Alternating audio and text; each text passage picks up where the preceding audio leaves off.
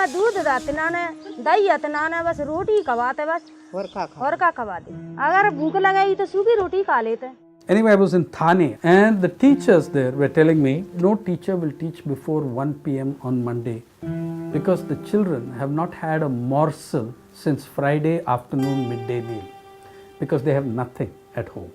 They said when the kids come here, their bellies are on fire.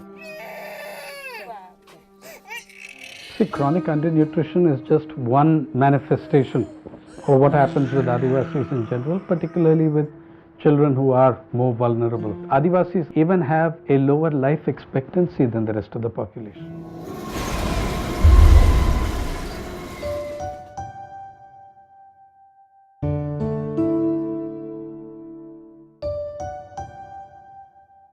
दाल होता था पहले, फिर आजकल तो होता नहीं है. कहे कि सीआरपीएफ तरफ उधर जो है कि सीआरपीएफ सब जितना ज़मीन सब था उसको कर लिया.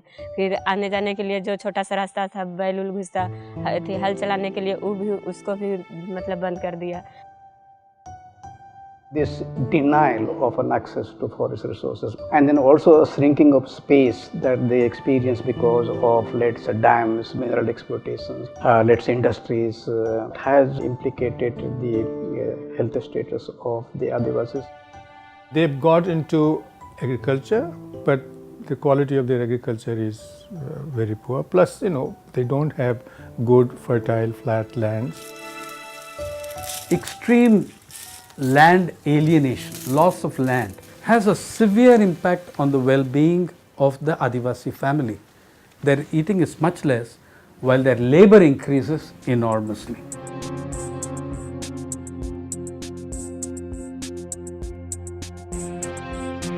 तक शादी हो जाती है बच्चों की.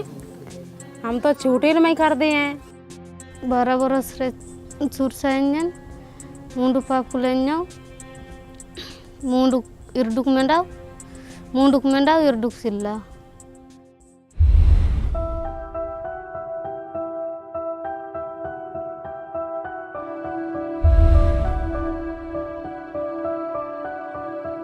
दिन के 2 फुटा बात होती आम बोर्ड जल से तेज से इनकार काटना.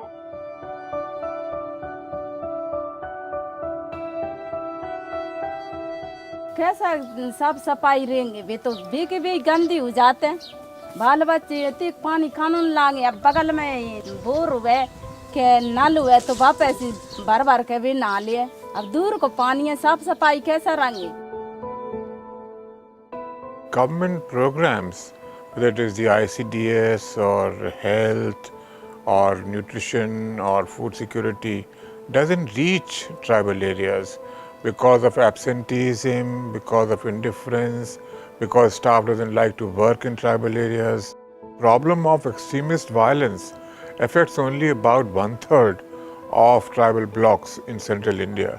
So 2/3 of the area, if it is still undeveloped or it is schemes are not reaching there, government cannot have the excuse that it's because of violence, because those areas are still approachable.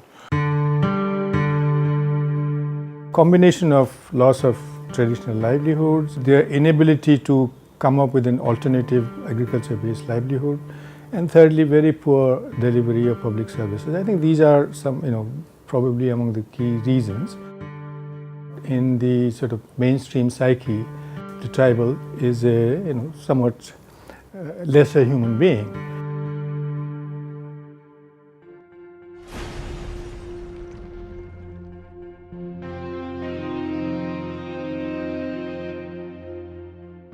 To begin with, we could implement FRA, which is a law that the Parliament passed, in a more honest and transparent way.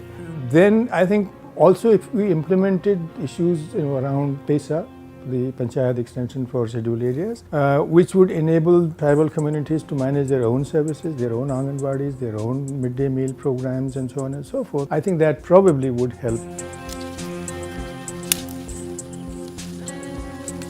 One is the restoration of Adivasi lands and protection of those lands. Two is not just the establishment but the enforcement of their access and rights to the forest within a complicated network of rights. The Ministry of Tribal Affairs should ensure that the programs such as the ICDS, NRHM, PDS, etc.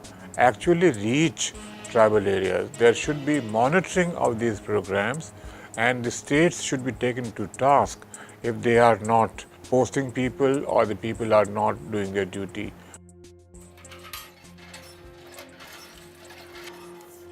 Tribals in the mainland India, they need to be empowered either in the form of political party, or you give a regional council or autonomous council in terms of which, through which they really govern themselves. That will give the voice. The Adivasi voice is pretty much there. Where are the ears of the rest of the country?